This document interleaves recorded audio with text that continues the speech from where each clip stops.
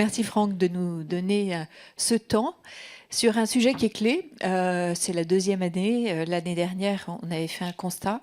On va voir un peu pour aujourd'hui, mais avant, je propose que chacun se présente. Donc moi, je m'appelle Cécile Caron, je travaille chez Vidal, je m'occupe de la stratégie marketing et de la communication et des affaires publiques. Et voilà, je vous parlerai un peu après de Vidal. Merci Cécile et merci pour cet accueil. Donc Fabrice Denis, médecin, cancérologue et président de l'Institut de la e-santé INES et partenaire du fonds NextEdge Asset Management qui va investir dans la santé intelligente. Bonjour, Anne Schweighofer. Je suis moi-même patiente, créatrice de l'agence Patient Conseil et coordinatrice de la plateforme Les Patients s'engagent. Donc, je viendrai vous parler aujourd'hui de l'usage par les patients des DTX. Bonjour tout le monde, Hélène Moore, je suis directrice générale d'Etipharm Digital Thérapie. Je suis bien contente d'être ici pour partager notre expérience avec Deprexis. Bonjour, je suis Guillaume Gau, pharmacien de formation, fondateur de Continuum Plus. Ravi de partager cette table ronde avec vous. Je suis fondateur d'une solution de télésurveillance en oncologie humaine et numérique, voilà, qui donc a quelques années d'expérience et on va partager un petit peu tout cela ensemble. Alors, puisqu'on parle d'adoption et d'usage, il nous semblait, nous, Vidal, dont la raison d'être, c'est le bon usage de la thérapie, important d'être là et de pouvoir modérer cette partie. Et nous, ce qu'on fait, on fait de l'information, des aides à la décision pour éclairer les décisions médicales des professionnels de santé, mais aussi des patients, des institutionnels. Et de ce fait, nous sommes en lien permanent avec beaucoup de gens. Nous avons 350 000 professionnels de santé qui sont branchés sur nos outils. Et ça nous permet de faire des enquêtes. Donc, comme l'année dernière, on a renouvelé le baromètre qu'on avait fait pour connaître le degré de connaissance, d'adoption, d'usage des professionnels de santé. Là, on s'est focalisé sur les médecins par rapport aux thérapies digitales. Alors, normalement, je dois avoir une ou deux slides. Voilà. Donc, on a fait une enquête flash avec les mêmes questions que l'année dernière. Donc, on verra comment ça évolue. Mais je pense que c'est pas mal pour ouvrir le débat de regarder quelques chiffres. On voit que finalement, le niveau de connaissance des thérapies digitales n'est pas très élevé, puisqu'il y a 54% des médecins. Donc, c'était médecins généralistes et spécialistes. Il y a plus de 800 répondants, donc c'est tout à fait significatif, qui disent qu'ils ne connaissent pas de thérapie digitale. Donc, plus d'un sur deux dit « moi, je ne connais pas ». Il y en a 8% qui disent « j'ai déjà prescrit une thérapie digitale ». Donc, lui, il connaît, il prescrit, donc c'est déjà rentré dans les usages. Donc, on peut dire qu'on a moins de 10% d'usage. Et il y en a un quart qui ne savent pas que c'est disponible et pris en charge. Donc, vous voyez qu'on est loin. Pour vous dire, ça n'a absolument pas changé par rapport à l'année dernière. L'année dernière, on avait exactement les mêmes chiffres à la significativité près. Donc, ça n'a absolument pas changé par rapport à l'année dernière. Et ça, c'est aussi très significatif. Il y a 3 domaines dans lesquels les médecins connaissent des thérapies digitales. Il y a le diabète, et c'est de loin le plus prescrit. Il y a la gestion de la douleur et la santé mentale. Pour le reste, ils ne connaissent pas. Par contre, quand on leur demande « ça vous intéresse ?» Oui, là on a 30% qui disent « très intéressés », 45% un intérêt ponctuel selon les patients, etc. Donc, on se rend compte que ça les intéresse, mais ils ne connaissent pas. L'information arrive assez peu jusqu'à eux, finalement. Et vu ce qu'on a vu ce matin là, sur les dégâts, où j'ai entendu qu'il y avait 40% des professionnels de santé qui avaient essayé de prescrire, ça veut dire qu'ils ont une connaissance, chose que nous, en France, on n'a pas du tout. Le niveau de pénétration, pour ceux qui ont prescrit, qu'est-ce qui fait prescrire? Eh bien, il y a évidemment la facilité d'usage, il faut qu'ils aient regardé ce que c'était, que c'était simple et qu'ils aient vite compris. Le remboursement, ça va être un de nos sujets. Et l'impact sur le traitement, donc la démonstration clinique qui a été faite. Voilà, donc dans les autres chiffres, et cette enquête sur un simple mail pourra être à la disposition de ceux qui le souhaitent. Dans les autres chiffres, on voit que 39% disent avoir l'intention de prescrire et souhaitent que ce soit dans leur base de données. Ça, c'était une question que nous, on était tout à fait intéressés de poser, évidemment. Mais donc voilà, donc on voit que ça décolle pas encore, qui connaissent pas, qui prescrivent très peu. Et ce qui prescrivent, c'est majoritairement du monitoring dans le diabète. Alors, non, on va revenir en arrière, parce que ça, c'est pas nous. Alors, pour démarrer, il y a un premier sujet qui est sorti, donc c'est pour prescrire, il faut être sûr que ça serve à quelque chose, que la démonstration scientifique soit faite. Et une des meilleures preuves, c'est le remboursement. Alors je propose qu'on ouvre ce débat avec un cas très concret et qu'on passe la parole à Hélène qui nous parle de la situation de Deprexis. Merci Cécile. Oui, je pensais que après avoir fait une discussion avec mes collègues sur le panel, que c'était pertinent qu'on fasse un partage aujourd'hui de ce qu'on a vécu, nous, avec Deprexis. Peut-être pour faire un petit historique, je vous raconte l'histoire. En 2021, on est en plein COVID. Le groupe Etifarm décide en fait de se lancer dans le numérique en santé et de fonder une entité distincte qui s'appelle Etifarm Digital Therapy, dont j'ai le privilège de faire partie aujourd'hui et toujours, et qui a pour mandat de commercialiser des thérapies numériques à visée thérapeutique. Okay? Donc, le positionnement qu'on a pris, c'est qu'au lieu de le développer à partir de zéro, en fait, on est allé chercher une thérapie numérique qui a fait la preuve de son efficacité ailleurs, ici en Europe. On a fait une entente de collaboration avec une société allemande qui était déjà à la DIGA pour un produit qu'on appelle Deprexis, qui est indiqué en dépression, en traitement de la dépression, et pour laquelle on a 12 études cliniques randomisées sur 2900 patients. On s'est dit, il y a de quoi faire, on va être capable de bâtir un dossier autour de ça. Donc, on est parti avec une idée d'innover autour de ce produit qui était solide et de présenter un dossier de remboursement à nos autorités françaises. À l'époque, en 2021, le Pékin n'était pas là, je veux dire, on était au tout début. Et on est les premiers qui avons déposé un tel dossier. On a décidé d'aller dans une prise en charge anticipée, la PECT. On a pris, parce qu'on était en COVID, urgence sanitaire, les médecins, il y en avait jusque-là. L'incidence de dépression était en grande augmentation. Il y avait une urgence et la santé mentale était un sujet omniprésent. On est allé vers ce chemin-là qui permettait un accès plus rapide pour les patients. Ça n'a pas fonctionné. On a eu un avis négatif en décembre. Merci Delphine. En décembre 2021. Donc déjà en 2021, on avait un premier dossier refusé. On s'est fait dire, vous avez 12 études, il faut aller tout de suite en LPPR. C'est la voie qu'il faut prendre quand on a déjà nos datas, ce qu'on a fait. Donc, en dedans de 3 mois, on a déposé un dossier en LPPR pour faire rembourser Deprexis en droit commun. L'année dernière, jour pour jour quasiment, à la même date, on recevait une réponse de la HAS sur notre dossier, qui était un avis de refus de remboursement, donc service attendu insuffisant. Et j'étais avec Delphine ici, on était en bas, puis on lisait l'avis foudroyé. Mais nous, on est des battants, on a continué à se battre. On s'est dit, on va aller en audition. On va défendre notre dossier.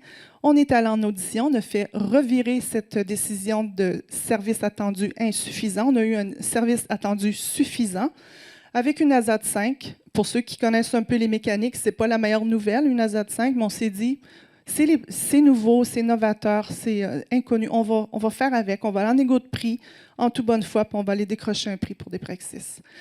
Malheureusement, on n'est jamais allé en négociation de prix. On a eu, en décembre de cette année 2022, une lettre qui nous indiquait que Deprexis était refusé en droit commun. Pourquoi? Non éligible, parce qu'on combine une ASAT 5 avec un positionnement en complément des soins habituels. Donc, on se dit, vous ne pouvez pas faire sauver de l'argent à l'État. C'est une dépense injustifiée. On est allé en recours, on n'a rien eu. Donc, aujourd'hui, après 2 ans, 2 dossiers, une audition et un recours, on est encore en même place qu'on était en 2021. Deprexis ne sera pas remboursé en droit commun sur le dossier qu'on a soumis à l'époque. Donc oui, déception, grande déception.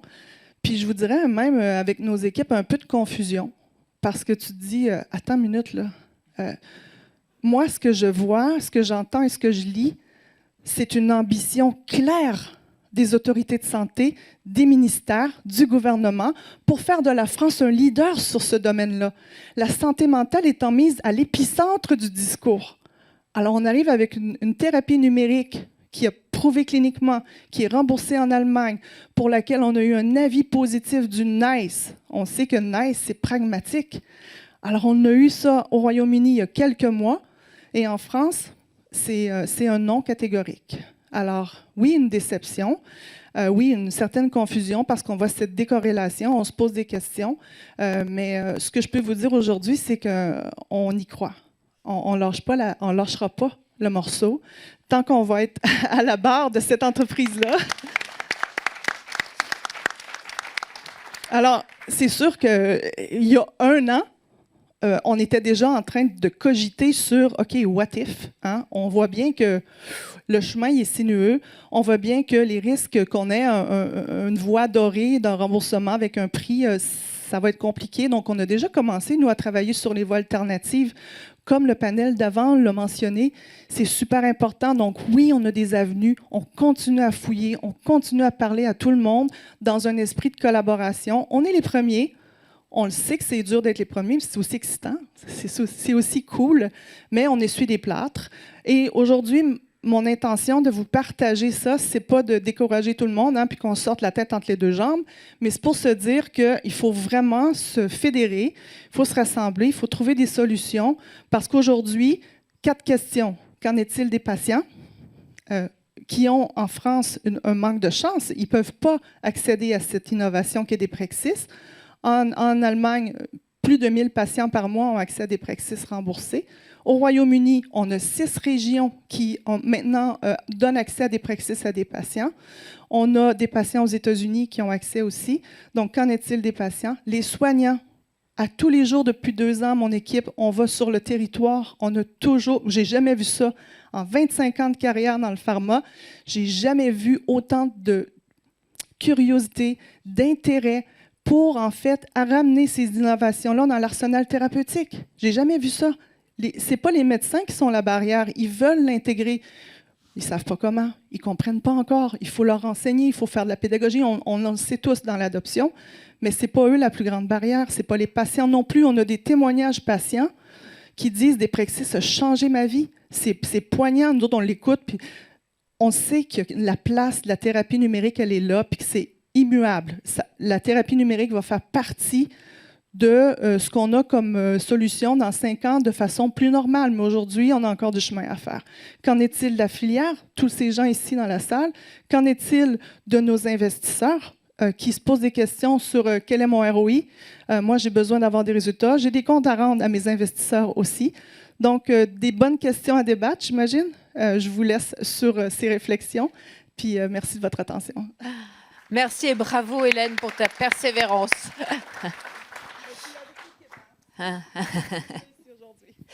Donc Fabrice, je crois que à la fois comme investisseur, à la fois comme expert, on va dire entrepreneur sur du DTX, tu as aussi une expérience si vous voulez partager et commenter.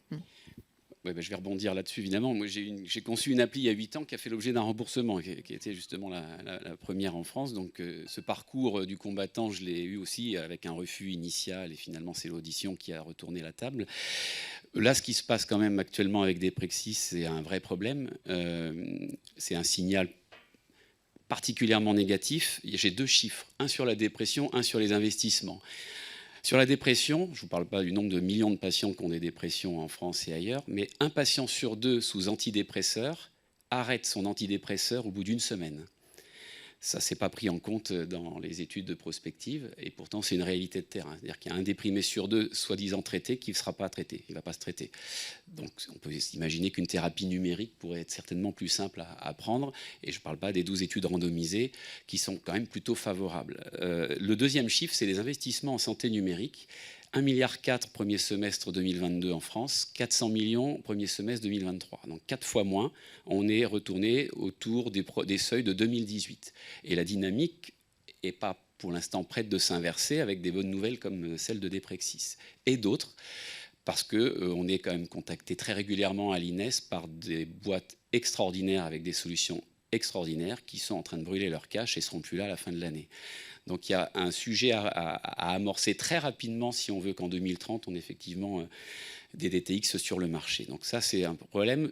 Les médecins ne prescriront pas d'outils, alors là, je prends ma casquette médecin, s'ils ne sont pas remboursés ou s'il n'y a pas un minimum de prise en charge. L'autre sujet de l'accès au marché, c'est aussi de former les médecins. Donc on va peut-être, je ne sais pas si on en parle tout de suite ou si on attend un petit peu, mais les chiffres que votre étude a montré, on les connaît avec un biais en plus, c'est que ce sont des médecins qui ont l'appli Vidal qui ont été contactés. Or, si on voit la moyenne d'âge des médecins qui ont l'appli Vidal, ce n'est pas la moyenne d'âge des médecins en France. Ça veut dire qu'en fait, on est nettement en dessous en termes de connaissance des thérapies digitales, etc., si on prend toute la population. Or, si on ne connaît pas, on ne prescrit pas. La formation doit être une priorité absolue pour les professionnels de santé, pour les étudiants en santé. Et la bonne nouvelle, c'est qu'à partir de la rentrée 2024, l'enseignement sera obligatoire en santé numérique pour une promotion des universités qui font de la médecine, de la pharma, etc. Une promotion. Ça veut dire que tous ceux qui sont plus âgés que cette promotion n'auront pas eu de formation. Ça veut dire que pour l'instant, les professionnels en activité n'ont pas de formation. Donc à ce rythme-là, avant que les prescripteurs aient la connaissance de ce que c'est qu'une thérapie digitale et comment la prescrire, ça va être encore un petit peu long. Donc il y a urgence à former. Il y a urgence à ouvrir les vannes de la prise en charge et du remboursement, quitte à faire des réévaluations au bout de 2-3 ans. Je ne vous cache pas que dans le fonds d'investissement dans lequel je travaille, qui fait du capital développement, donc on investit sur des sociétés déjà rentables en santé numérique.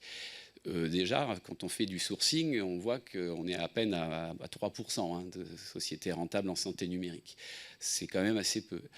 Et ça ne garantit pas non plus forcément une réussite. Mais on a un manque cruel d'amorçage et d'accompagner au moins la bonne idée avec le premier million pour créer un prototype et l'étude clinique qui va avec. Pour vous donner une idée, et vous le savez sûrement, puis il y a beaucoup de start-upers ici, vous passez 11 mois sur 12 à essayer de lever 500 000 euros ou 1 million d'euros pour essayer de faire votre première étude et votre premier prototype. C'est inacceptable des situations comme ça, parce qu'on se met en comparaison avec ce qui se passe aux États-Unis, et les choses sont multipliées par 10 en termes de fonds d'amorçage et en termes de fonds de capital développement. Donc ce message pour dire qu'on va développer l'usage et l'adoption dès lors qu'on va faciliter l'accès au marché via un remboursement. Le PECAN y répondra-t-il? Je ne sais pas, puisqu'on n'a pas de notion de prix. Et puis, il faut déjà avoir quasiment bouclé toutes ces études. Et puis, évidemment, la formation des professionnels de santé est un élément majeur. Voilà. Merci, Fabrice. Une expérience différente, Guillaume, puisque en fait, on n'est pas tout à fait dans la thérapie digitale, on est dans la télésurveillance, et là, ça bouge. Donc peut-être tu peux nous faire part de votre expérience et des implications que vous avez pu voir sur le terrain. Oui, bien sûr. Merci. Alors, on a parlé accès, mais c'est vrai que le thème de la table ronde, c'est plutôt les usages et l'adoption. Sur la télésurveillance, on est finalement un cousin des DTX. Et c'est vrai que les thérapies digitales, elles ont une promesse qui est extrêmement forte, c'est faire du soin, donc il y a un bénéfice clinique extrêmement fort, même si on est dans l'attente d'un tel bénéfice dans le cadre de la télésurveillance. D'ailleurs, en préparant cette table ronde, on s'est posé la question dans le terme thérapie digitale, est-ce qu'il n'y a pas un oxymore ? C'est-à-dire que thérapie digitale, est-ce que finalement dans l'esprit, l'inconscient collectif, on peut soigner de manière aussi puissante qu'avec de la chimie ou une intervention. Donc c'est intéressant de se poser la question de ce qu'apporte la dimension digitale à promesse thérapeutique. Mais quand on est sur la télésurveillance, on est sur quelque chose d'un peu différent. D'ailleurs, le chemin pour y accéder n'est pas tout à fait le même, puisqu'on va devoir s'inscrire sur la LPPR, là où on est sur la LATM, donc un acronyme de la liste des activités de télésurveillance médicale.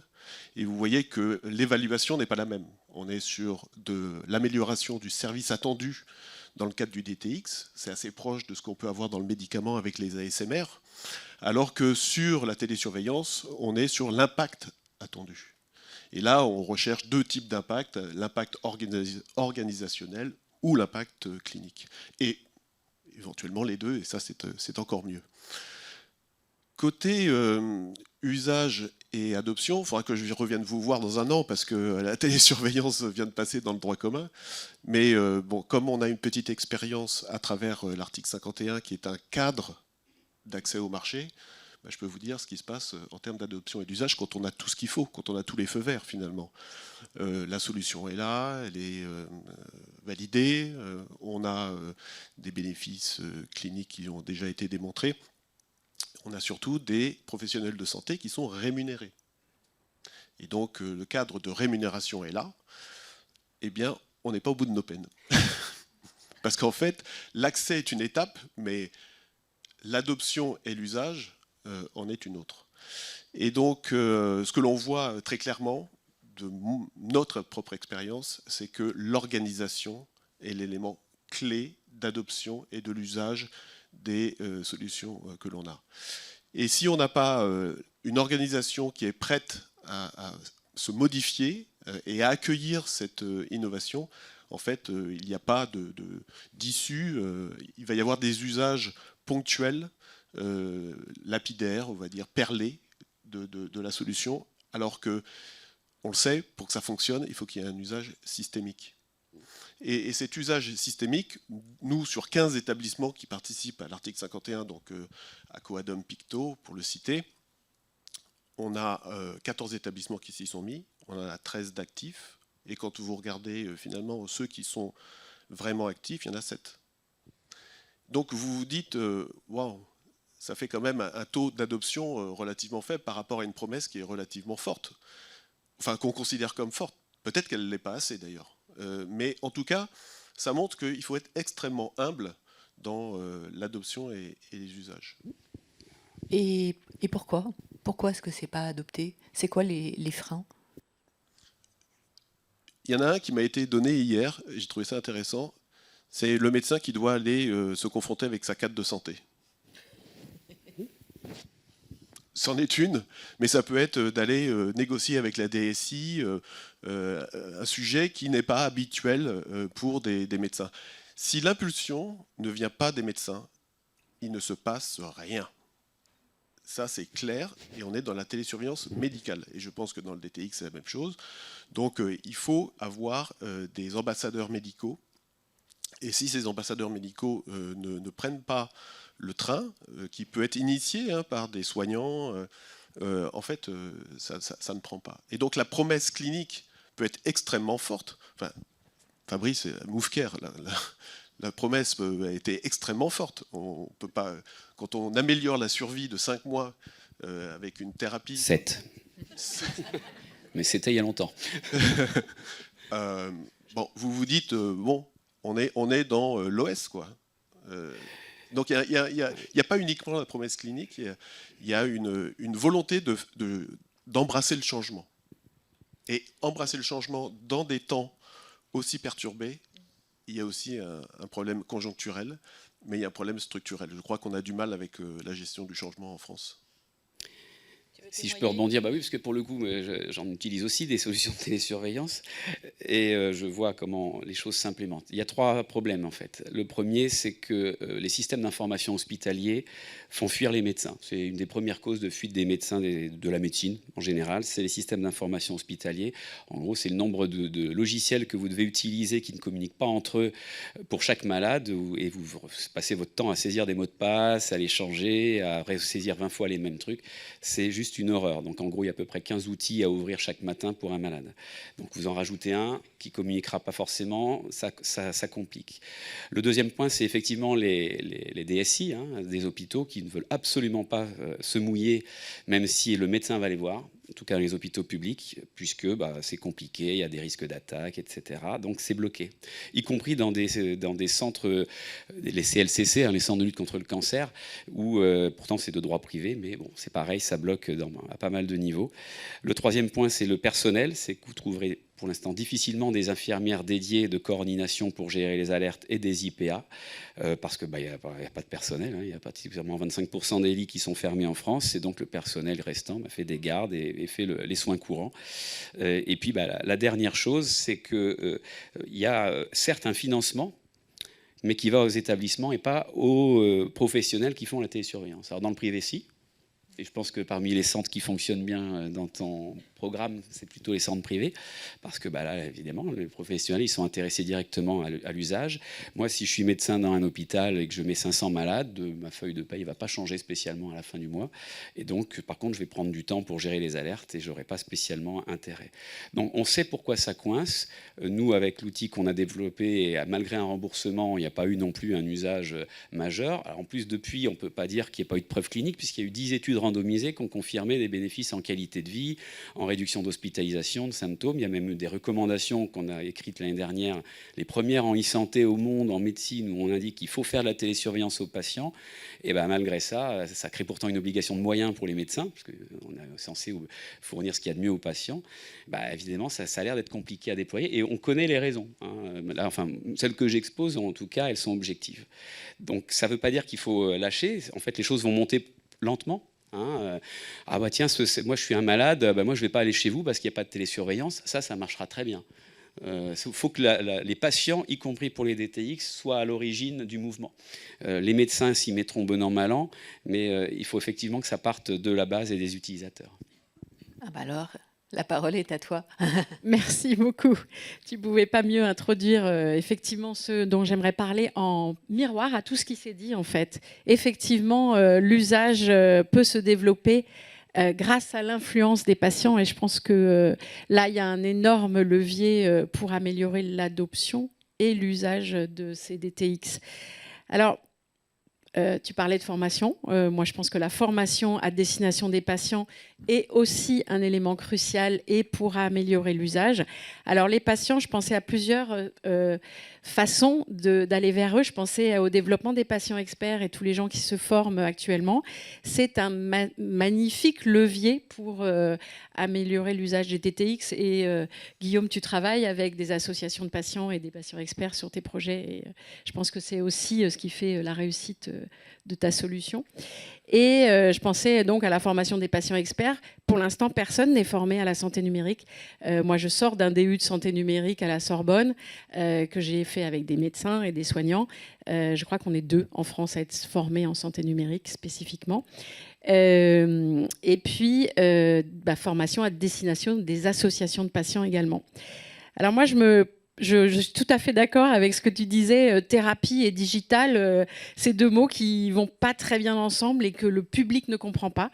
Je me suis beaucoup interrogée sur ce qu'on a discuté lors de la préparation de cette table ronde, et j'en ai parlé autour de moi. Effectivement, les gens ne savent pas du tout qu'est-ce que c'est une thérapie digitale. Donc je pense qu'il y a vraiment aussi un effort d'information du public à faire. Et moi, j'ai très peur quand on est malade. Et c'est un peu ce que j'ai recueilli comme avis du numérique, mais est-ce que ça renforcerait pas l'isolement, la solitude des patients qui sont déjà peu suivis, il faut faire attention à ce point-là. Et aussi, il y a une des choses dont on parle très peu, je trouve, dans toutes ces tables rondes, c'est la charge mentale des DTX, en particulier dans le diabète. Les patients, ils se réveillent la nuit, ils regardent leur taux de sucre, ils sont paniqués, et en fait, ça a une incidence négative.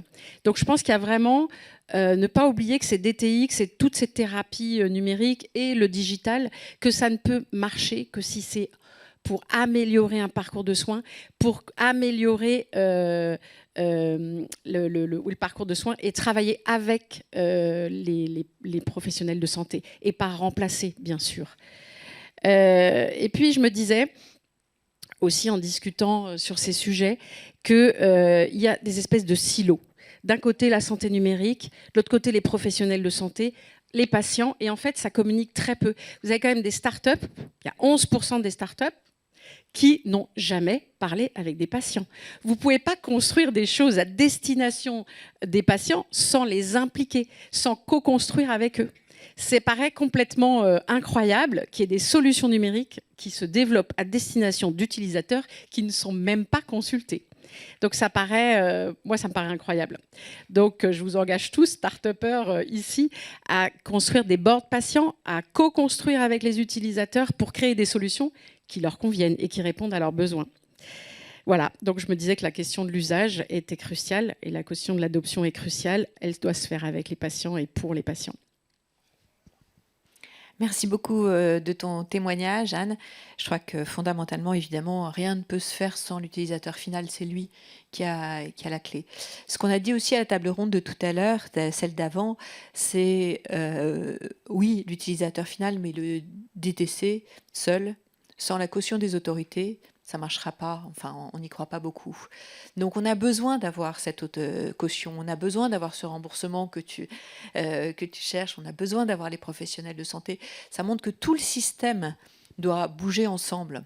Donc, je crois que c'est très important. Et merci, Franck, d'organiser ce type de manifestation pour que tout le monde travaille ensemble. Parce que vraiment, tout le système doit faire bouger pour qu'on puisse changer ça. Donc, on a parlé le remboursement, la preuve scientifique. Donc là, on est dans l'accès, mais c'est clé aussi pour l'adoption. Les professionnels de santé ne s'engageront pas sur quelque chose dont ils ne sont pas sûrs, et ils ont bien raison. Les patients ont aussi besoin de savoir que l'effort qu'ils vont faire, la charge mentale qu'ils vont se remettre, apporte quelque chose. Donc, on est toujours dans ce besoin de preuve, de validation scientifique. C'est un problème que nous, on connaît bien aussi chez Vidal, parce que vous savez que tout ce qui est dans le Vidal, ce sont des choses qui ont fait leurs preuves.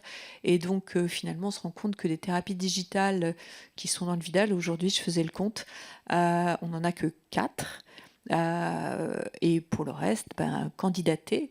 Mais c'est vrai que notre comité scientifique est assez exigeant sur les preuves de la validité des outils. On a parlé aussi de l'information, on a parlé et de la formation. Donc, vous avez parlé de la formation des professionnels de santé, de la formation des patients. Je crois que tout ça, c'est une question de temps. Ça va mettre aussi pas mal de temps à arriver. Et puis, on a parlé de l'organisation. Et ça, je crois que c'est clé, parce qu'en fait, toutes ces thérapies digitales, quoi qu'il arrive, elles changent le parcours. Donc, c'est ce que vous avez démontré. Deprexis aussi, ça change le parcours, même si c'est... Donc ça change le parcours. Si ça change le parcours, ça change l'organisation des soins. Et donc ça pose des questions en profondeur, et il faut du temps pour ça. Voilà. Donc ça, c'est vraiment des points sur la capacité organisationnelle du système. Guillaume, tu veux commenter? Oui, je voudrais rajouter un point. J'ai eu une expérience dans l'industrie pharmaceutique avant, et il y avait un médicament de chez General Electric qui s'appelait Exvix, qui était un médicament qu'on instillait juste avant l'exérèse, et je ne sais pas si tu as connu ce produit, mais il permettait donc de mieux retirer les lésions cancéreuses lorsqu'on faisait une cystectomie. Et donc, il fallait l'administrer 2 heures avant versus la procédure régulière.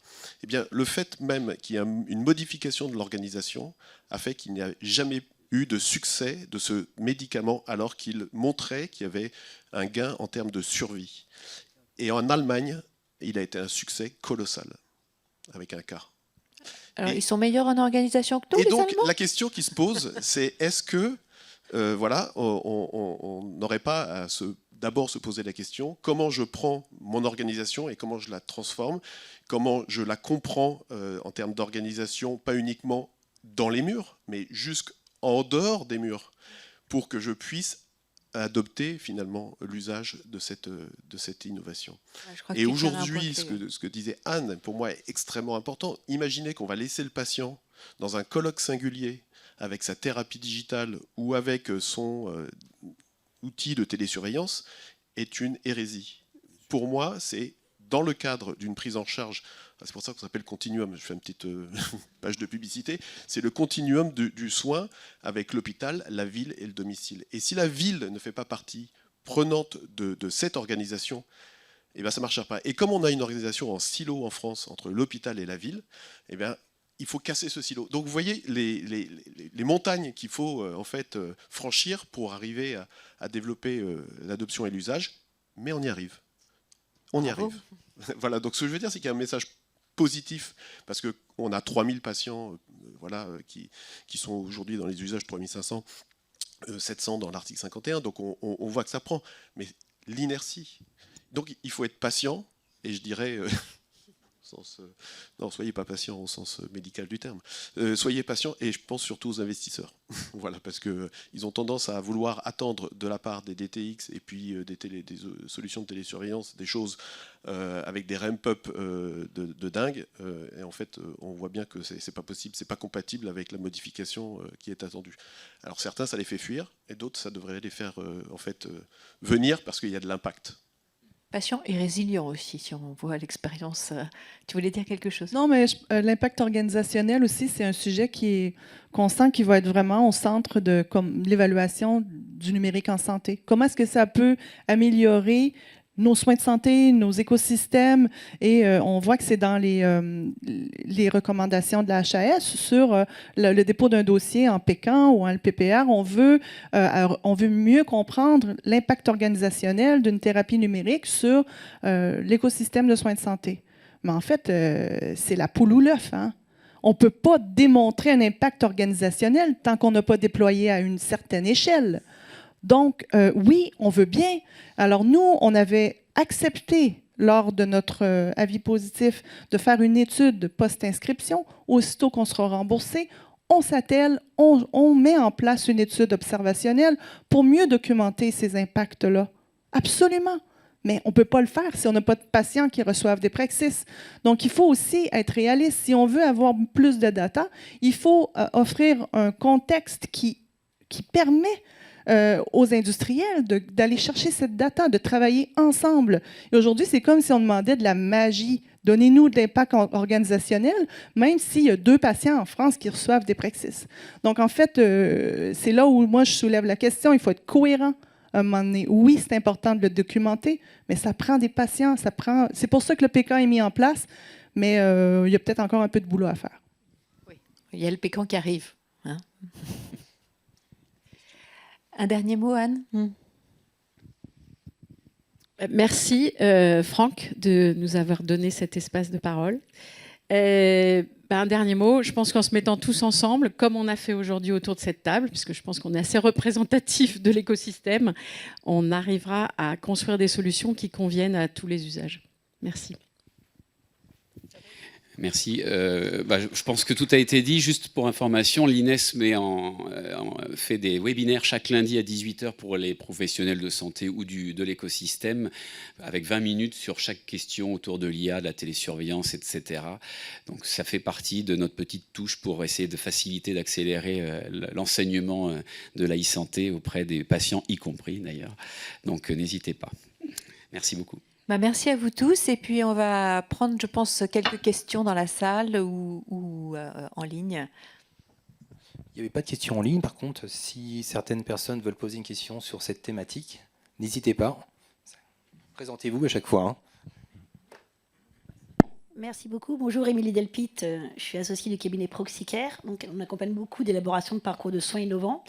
Et j'étais interpellée par la réflexion de M. Gau, qui faisait un peu le parallèle entre la télésurveillance et les DTX, avec un qui, effectivement, est plutôt dans une organisation donnée, et c'est la totalité de l'organisation qui est financée.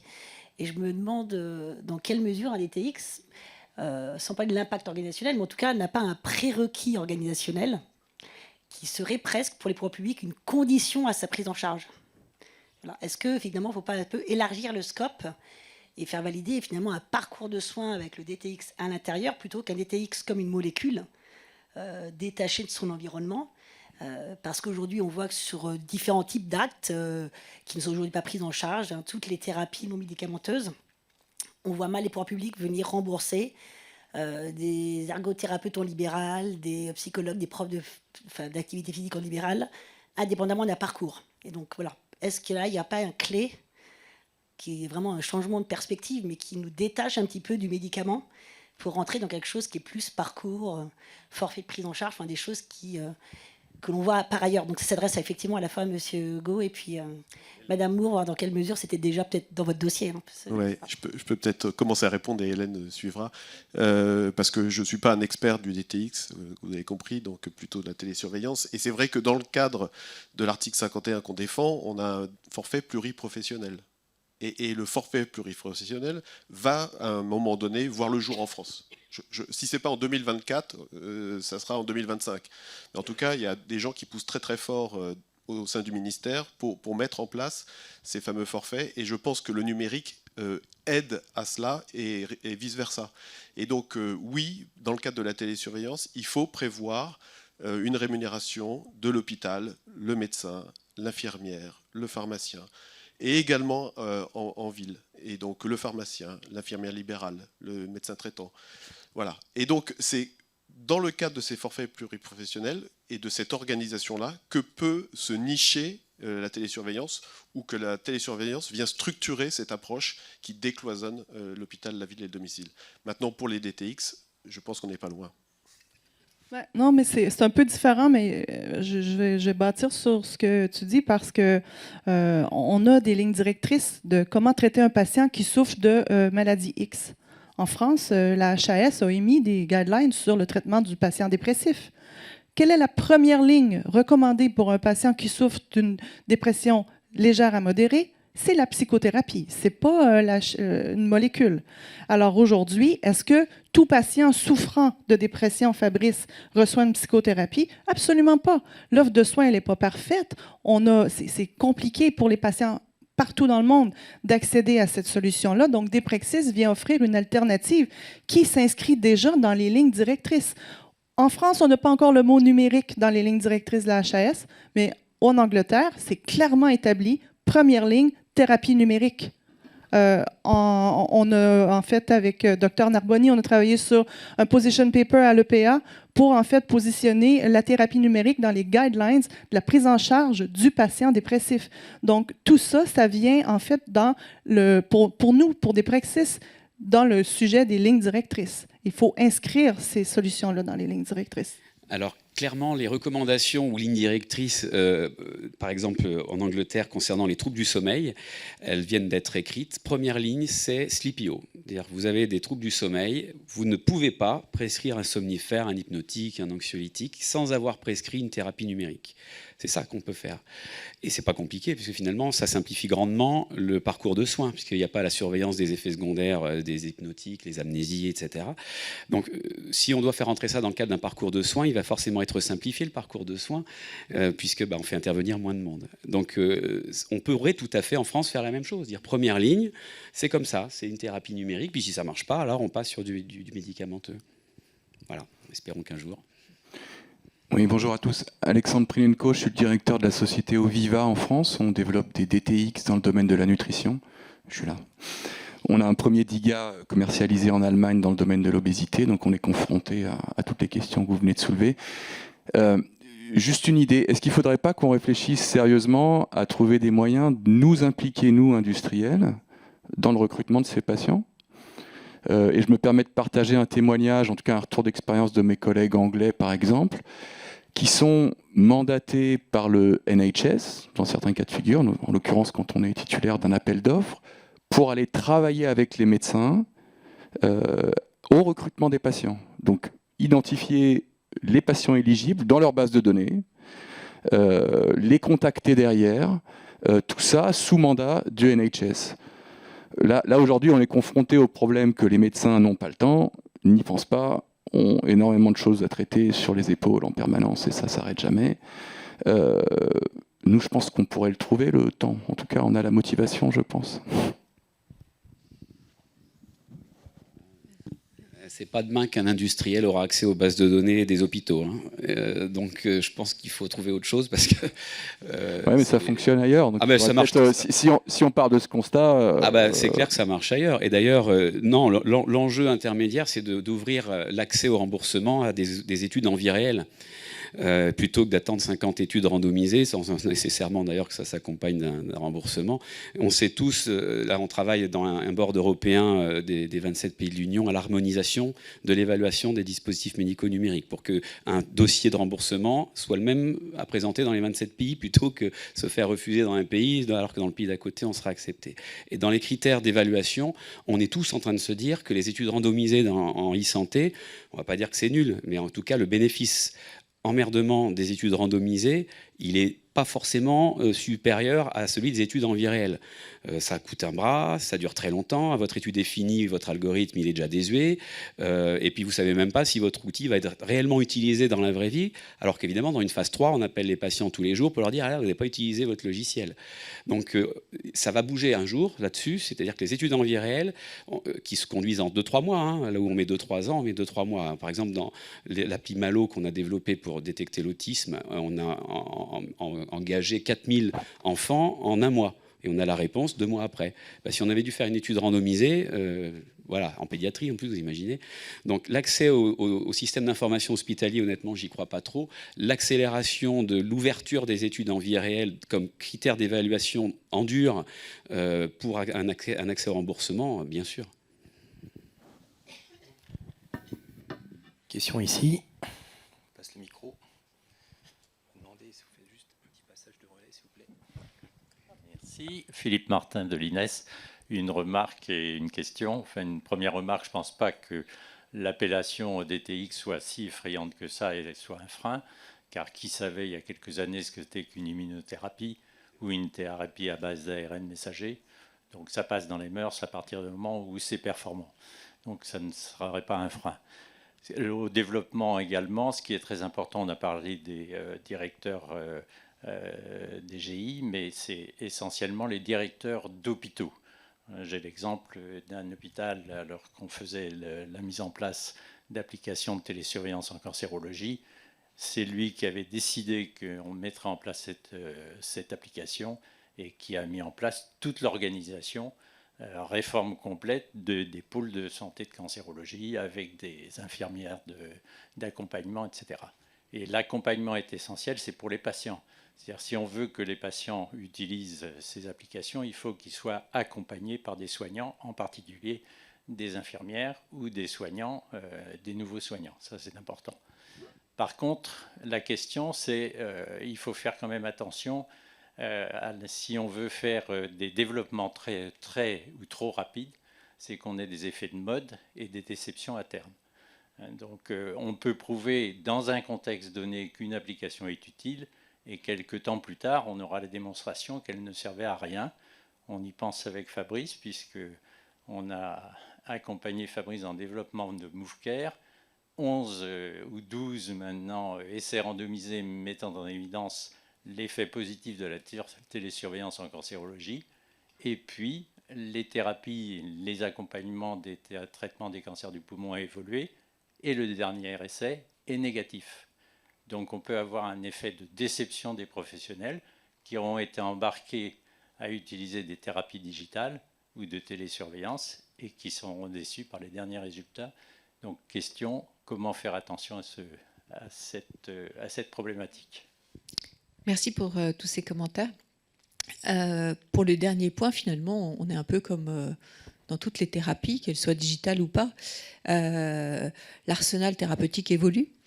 Et donc, la prise en charge du patient évolue. Et donc, certaines thérapies, à un moment, apportaient quelque chose qu'elles n'apportent moins ou plus tard. Donc, je pense que là, on est un peu dans le... Enfin, oui, je ne sais pas, Fabrice, ce que tu en penses, mais ce serait... ma réponse spontanée, c'est de dire que c'est de la prise en charge qui évolue et donc ce qui est valable à un temps T. Et d'où les réévaluations que l'HAS peut faire sur le médicament et qui viendront peut-être aussi un jour pour les thérapies digitales. Il y a forcément une clause de revoyure dans le cadre de la matériaux-vigilance qui est imposée au marquage CE de classe 2. Et c'est typiquement ce qui doit faire l'objet de réévaluations régulières des algorithmes, de leur performance, de leur pertinence. Sinon, effectivement, on est désuet. J'ai une question pour Fabrice.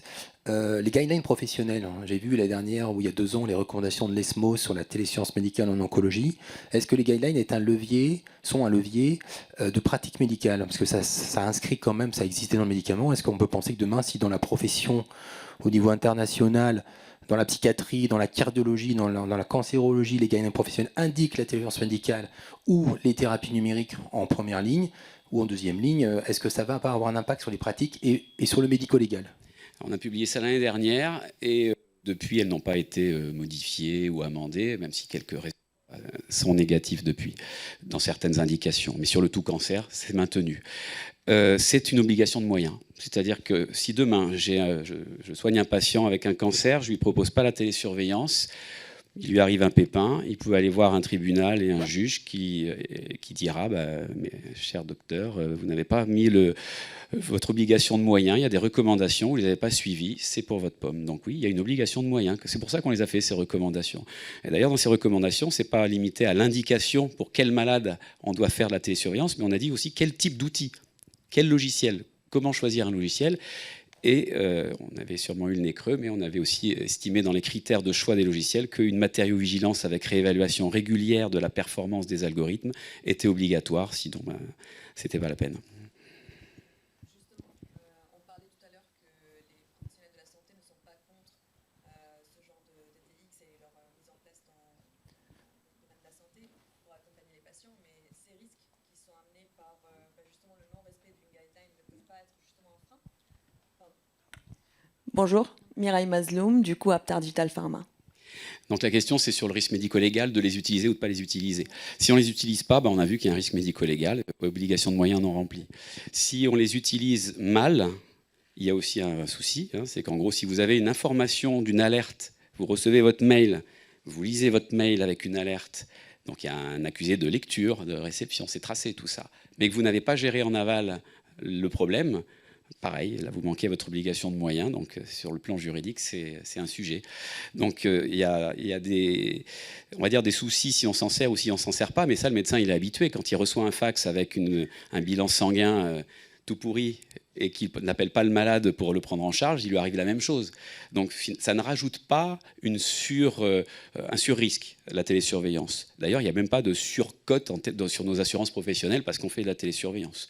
Donc en soi, ça ne change pas grand-chose dans les pratiques. La règle, elle est simple en médecine. Vous avez une info qu'un patient ne va pas bien, vous gérez. Voilà. Et si vous n'avez pas l'info, vous n'êtes pas obligé de gérer. C'est-à-dire que si vous avez reçu un email mais que vous ne l'avez pas vu, et qu'il écrit nulle part que vous l'avez vu, il n'y aura pas de sujet. Voilà. Mais, donc le risque actuellement, il est plus à ne pas s'en servir qu'à s'en servir. Merci. Et juste un commentaire par rapport à ça, c'est qu'en fait, c'est toujours la même chose. C'est une thérapie de plus qui s'inscrit dans le cadre qui existe. Et les recommandations ont beaucoup d'influence. Bien sûr, nous on le voit bien aussi, on a les Vidal Reco qui compilent un certain nombre de recommandations françaises, européennes et des sociétés savantes et qui sont extrêmement vues. Et j'avais à la pause cette discussion avec certaines personnes qui sont dans la salle sur l'introduction des thérapies numériques dans ces recommandations. Donc ça viendra quand il y aura des recommandations officielles. Donc la première étape, c'est en effet de faire des recommandations officielles. Ouais. Oui, une dernière question. Alors Alban Parizet, ITLs. Moi j'avais une question pour Monsieur Go. Vous avez dit que sur les solutions que vous avez mises en place, certaines avaient bien fonctionné à certains endroits, d'autres pas, et qu'une des problématiques c'était ville-hôpital et casser les silos. Je voudrais savoir les recettes qu'il y a pour que certains endroits ça marche et d'autres vous n'y êtes pas arrivé. Alors c'est multifactoriel, mais c'est très souvent, encore une fois, s'il n'y a pas de conviction médicale, ça ne fonctionne pas. Vous pouvez avoir, par exemple, des pharmaciens extrêmement convaincus du bénéfice, qui vont très bien se coordonner avec leurs pharmaciens d'officine depuis l'hôpital, et il va se passer quelque chose, mais ce ne sera pas suffisant pour pouvoir assurer une prise en charge, je dirais, globale du patient. Donc le point clé du fonctionnement de la télésurveillance médicale, c'est l'implication du médecin. Et par rapport à ça, il y a aujourd'hui des vrais blocages, peut-être aussi en se disant je ne franchis pas le cap, parce que si finalement je suis sursollicité alors que voilà, il y a des systèmes d'alerte, il y a des systèmes de filtrage des alertes par les infirmières de coordination. C'est vrai qu'on ne peut pas faire filtrer les alertes par des infirmières extérieures, ça c'est pas autorisé dans le cadre de la télésurveillance, mais dans le cadre d'organisation bien pensée, voilà, l'infirmière elle va jouer ce rôle de filtre et le médecin il va pas être exposé. Donc nous on leur montre que voilà, sur des grades de 3-4, il y a 1,7 en moyenne d'alerte sur un parcours. Donc en moyenne, franchement, c'est maîtrisé. Quand on a des médicaments aussi toxiques que les anticancéreux oraux, on voit bien que c'est maîtrisé. Alors après, on a 7 notifications, et les notifications, elles reviennent à l'infirmière. Donc ça, si on arrive à leur montrer qu'ils ne vont pas être submergés, c'est des facteurs d'adhésion. Par contre, de loin, vu comme ça de loin, c'est source de problème pour eux. Je repousse. Et donc, si on n'a pas les médecins qui embarquent, ça ne vient pas, ça ne suffit pas. Bien, merci beaucoup. Merci à tout le monde de vos questions et de la richesse de nos débats. Merci à vous tous et merci à Franck et toute son équipe pour l'organisation de ces moments.